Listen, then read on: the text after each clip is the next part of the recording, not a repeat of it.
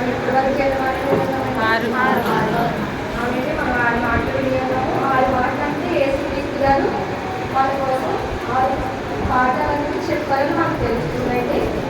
ఇప్పుడు మనం ధ్యానించుకునేది 7వ పాఠం. మాట చూసినట్లయితే అప్పుడు యేసు గొప్ప శబ్దంతో కేక వేసి, తండ్రి నీ చేతికి నా ఆత్మను అప్పగించుకున్నానని ఆయన ఇలాగ చెప్పి ప్రాణం విడిచాడు. ఇక్కడ మనం చూసినట్లయితే ఎన్ని విషయాలు కనబడుతున్నాయండి? 2 విషయాలు అనేవి కనబడుతున్నాయండి. తండ్రి చేతికి ఆత్మను అప్పగించుకున్నట్టు, అదేవిధంగా ఆయన ప్రాణంను విడిచిపెడుతున్నట్లుగా మనకి కనబడుతుందండి. అంటే ఇక్కడ మనకు కనబడే మాటలేనండి ఆత్మ ప్రాణం. ఆత్మ ప్రాణం అంటే ఆత్మ ప్రాణం ఒకటేనే కష్టం. మనం అనుకునే దృష్టిలో చూస్తే ఆత్మ ప్రాణం ఒకటే. ప్రాణం విడిచాము, ఆత్మ కూడా విడిచాము, 2 ఒకటే అనుకుంటాం. కానీ మనం బైబిల్ పరంగా చూసినట్లయితే ఆత్మ ప్రాణము అనేవి 2 కూడా వేరు వేరే. అవి మనకి చెప్పడానికి బైబిల్లో చాలానే వాక్యాలు దేవుడు మన కోసం రాసి పెట్టున్నాడండి. అందులో భాగంగా హెబ్రీ 4:12 మనం చూసినట్లయితే హెబ్రీ 4:12 ఎందుకనగా దేవుని వాక్యము సజీవమై బలము కలదై రెండంచులు గల ఎటువంటి ఖడ్గము కంటేను వాడిగా ఉండి ప్రాణాత్మలను కీళ్లను ప్రాణము మరియు ఆత్మ. ఇక్కడ మనం చూసినట్లయితే వాక్యంలో ప్రాణం వేరు ఆత్మ వేరు అనే విషయం మనకు కనబడుతుంది. అదేవిధంగా మనం ప్రసంగి 12:7 చూసినట్లయితే ప్రసంగి 12:7 మన్నైనది వెనుకటి వలనే మరలా భూమికి చేరును. ఆత్మ దాని దయచేసిన దేవుని యొద్దకు మరలా పోవును.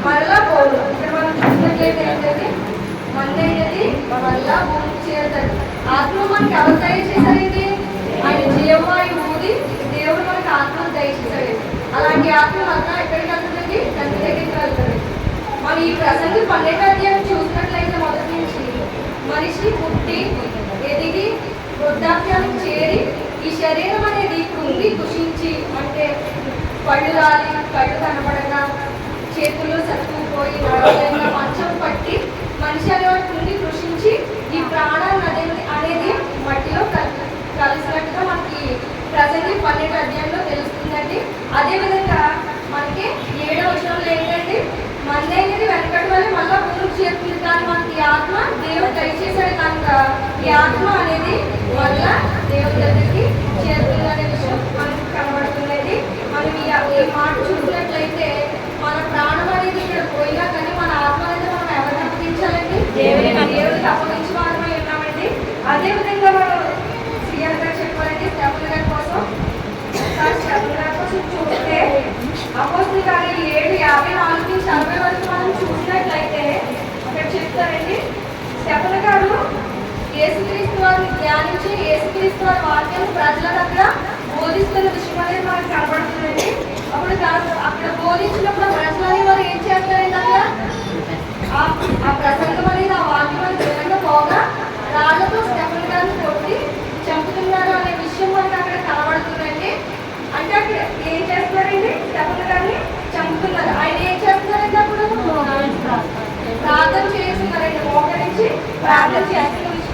అంత బాధలు కూడా స్టెఫెన్ గారు కూడా ఏమంటారండి? అక్కడ యేసు ప్రభువా నా ఆత్మను చేర్చుకొను అని మాట పలుకుతారండి. యేసు ప్రభువా నా ఆత్మను చేర్చుకొను పలికి ఈ పాపుల మీద ఈ పాపము మోపము అని గొప్ప శబ్దంతో అరుస్తారండి. యేసుక్రీస్తు వారు మనకు చెప్తారు కదండి, నన్ను పోలి నడుచుకోను. ఇక్కడ స్టెఫెన్ గారు ఏం చేశారండి?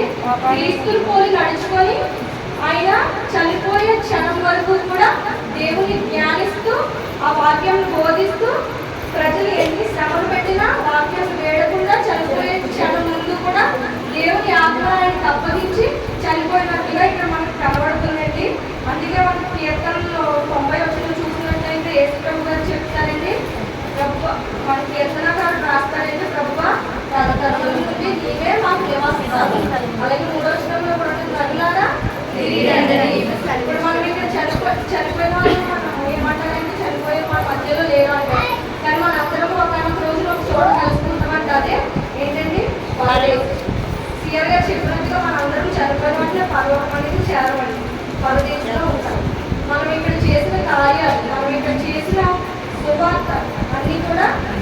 లెక్క చెప్పాల్సి ఉంటామండి. అది పరదేశంలో దేవుని రాకడ వచ్చినప్పుడు పరదేశం వచ్చిన వాళ్ళు అడుగుతారు. అప్పుడు మనం ఏం చెప్పాలి అని మనం ఒకసారి ధ్యానం చేసుకోవాలంటే ఒకసారి ఆలోచించాలి. ఇప్పుడు ఈ మాటలు పెట్టిన మనము ఈ 7వ మాట చివరి మాట యేసుక్రీస్తు ఎవరితో మాట్లాడుతారండి? తండ్రితో మాట్లాడుతూ చెప్తున్న మాట అండి. ఈ మాటలు వింటున్న మనము వినడమే కాకుండా ఒక రోజు నేను మీరు అందరం కూడా ఒకరోజు మన ఆత్మలను కూడా తండ్రికి అప్పగించేవారమై ఉన్నామండి. పేతురు గారు మాట్లాడతారంటే మొదటి పేతురు 4:18లో మాట్లాడతారు. మరియు నీతిమంతుడే రక్షించబడ్డకు దుర్లభమైతే భక్తిహీనుడును పాపియు ఎక్కడ నిలుదురు. కాబట్టి ఆలోచించినట్లయితే ఏం జరుగుతుందంటే నీతిమంతులు అంటే ఎవరండి? నీతిమంతులు అంటే క్రైస్తవులలో నీతిమంతులు కదండి. అన్యులు మనలో కలుసుకుని నీతిమంతులు అనబడతారా? అలాంటి క్రైస్తవులమైన మనమే నీతిమంతులమైన మనమే రక్షించబడ్డ దుర్లభం అయితే అని ఇక్కడ మాట్లాడతారు. దుర్లభం అంటే క్రైస్తవులమైన మనం ఈ బైబిల్ 24 గంటలు మన ఇంట్లో ఉంటారు, మనం చదువుకుంటాము. పాపం చేయకూడదని తెలుసు, అబద్ధం ఆడకూడదని తెలుసు, దొంగతనం చేయకూడదని తెలుసు, అన్నీ తెలుసు, మనం అన్నీ చూస్తాం. కానీ ఏం చేస్తామంటే ఏదో ఒక క్షణంలో అయినా మనకు తెలియకుండా అయినా ఏం చేస్తాం? అబద్ధం ఆడతాం. రాణి చెప్తుందని క్షమాపణ, ఆ క్షమించే గుణం మనలో ఉంటుందంటే ఒక మాట అంటే మనం అనేయాలి. ఇన్ని తెలిసిన క్రైస్తవులే రక్షించబడడానికి ఇలా దుర్లభం అయితే భక్తిహీనులైన వారు, దేవుని కోసం తెలియని వారు అన్నిలో ఉన్నారు. అన్నిలు మనం ఏం చెప్తామండి? మనమే పరలోకం చేరలేని స్థితిలో ఉంటే అన్నిలు మనం ఎలా పరలోకం చేరుస్తామంటే అసలు? ఇప్పుడు ఈ స్టెఫన్ గారు ఏం చేశారు? సువార్త ప్రకటించారు. క్రీస్తు వారు 33.5 సంవత్సరాలు బతికి 3.5 సంవత్సరాలు తండ్రి ఇచ్చిన ఆజ్ఞ ప్రకారం నెరవేర్చడానికి సువార్త చేసి 6వ మాటలో చెప్తారండి సమాప్తమైందని. అంటే ముందు సమాప్తమైందని ముందు ఏసి ఎరిగి అనే మాట మనం చూస్తామండి. ఏసి ఎరిగి లేఖనములు నెరవేరినట్లు అంటే ఆయన చనిపోతారని ఆయన తెలియదండి. యేసుక్రీస్తు వారికి తెలియదా? తెలుసు. యేసుక్రీస్తు వారికి తెలిసి చనిపోయారు. దేనికోసం చనిపోయారండి? మన కోసం చనిపోయారండి. దేవుని చిత్త ప్రకారం యేసుక్రీస్తు వారు చనిపోవడం అనేది మనం చూస్తామండి. ఒకసారి అదే మనం ఒకసారి సమస్య చేసుకోవాల్సిందండి. ఏంటి అంటే క్రైస్తవులమైన మనమే ఇలా ఉంటే మన ఆత్మ ఇప్పుడు మనం అనుకుంటాం కదా, ఆత్మను అప్పగిస్తున్నాం, చనిపోయాలంటే మనం ప్రార్థన చేస్తాం. మనకు తెలుసా అండి? మనకంటూ ఎక్కడో ఒక అలా ప్రశ్న అనేది ఉండిపోయింది. నేను ఇది చేస్తాను, క్రైస్తవుడు ఆత్మ వెళ్తారా అనే ప్రశ్న మనలోనే ఉన్నప్పుడు 10 మందికి అన్నిలకు మనం చెప్పి మన ఆత్మలను రక్షించే వాళ్ళు మనం ఉన్నామనేది ఒకసారి తెలుసుకోవాలి. ఇలా స్టెఫన్ గారు వల్ల రాళ్ళతో కొట్టేసుకోవాలా? క్రీస్తు వల్లే సిలువ పడితేనే రక్షణ చూసినట్లయితే మనం ప్రసంగి 9:10 ఒకసారి చూడండి.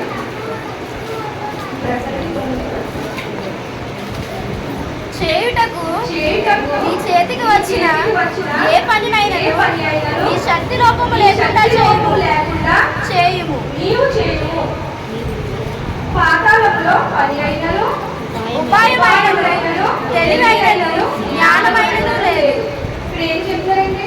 యేసుక్రీస్తు కోసం మనం చేసే ప్రతి చిన్న పని మన శక్తి లోపం లేకుండా చేసినట్లయితే అది దేవుని కోసం ప్రతిగా మనకి తెలుస్తుందండి చెప్తున్నారు. అలాగే మనకి దేవుని కోసం బ్రతుకుతుంది ఏంటండి? పాతాళంలో ఏముంటుందండి? పని అయినను ఉండదు, ఉపాయమైనను ఏమి ఉండదు, తెలివినైనను జ్ఞానమైనను ఏమి ఉండదు. పాతాళంలో ఉండేది ఏంటంటే ఒకటే ఒకటి అక్కడ ఏంటి? అగ్ని ఆగదు, ధనవంతుల్లాగా మనము బాధపడకూడదు. మనం స్టెఫన్ వలె క్రీస్తు వలె ఎంతో మంది జ్ఞానులు, ఎంతో మంది దేవుని సువార్త ప్రకటించి ఎంతో మంది పరదేశంలో ఉన్నారండి. అలా మనం కూడా చేరుకోవాలని ఈ 7వ మాట అనేది మనకి తెలుస్తుందండి. మన ఆత్మలు కూడా ఒక రోజున రక్షింపబడాలి, ఒక రోజు దేవుడికి మనం అప్పగించాలి అనే విషయం ఈ 7వ మాటలో మనకి తెలుస్తుందండి. అదేవిధంగా మనం చూసినట్లయితే మొదటి పేతురు 4:19 కాబట్టి దేవుని చిత్త ప్రకారం బాధపడువారు సత్ప్రవర్తన గలవారై నమ్మకమైన సృష్టికర్తకు తమ ఆత్మలను అప్పగించుకోవలను. నమ్మకమైన సృష్టికర్తలు అంటే అవన్నీ క్రైస్తవులే మనమే కదా నమ్మకమైన సృష్టికర్తలు. అందుకే దేవుడు బైబిల్ చదువుతాము, అంతా సమస్తము మనకు తెలుసు. కానీ ఎక్కడో ఏదో లోపం ఉంది, ఎక్కడో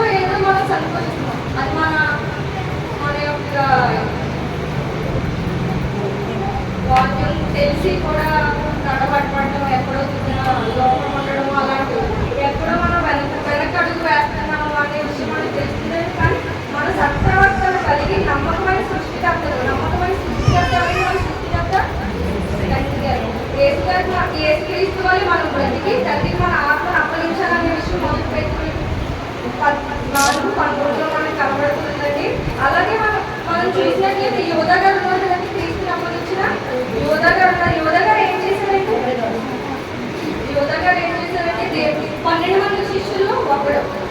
అలానే ఎంత వాక్యం తెలిసి ఉంటుందండి, దేవుడు బోధించిన ప్రతి చోట యోధా గారు ఉన్నారు కదండి. మనకంటే వాక్యం తెలిసిన యోధానే తప్పిపోయాడు కదండి. అలా మనం తప్పిపోకూడదని చెప్తే అపోస్తుల కార్యాలు 1:25లో ఒక మాట పెట్టుకోండి. అపోస్తులు 1:25లో తన చోటికి పోవుటకు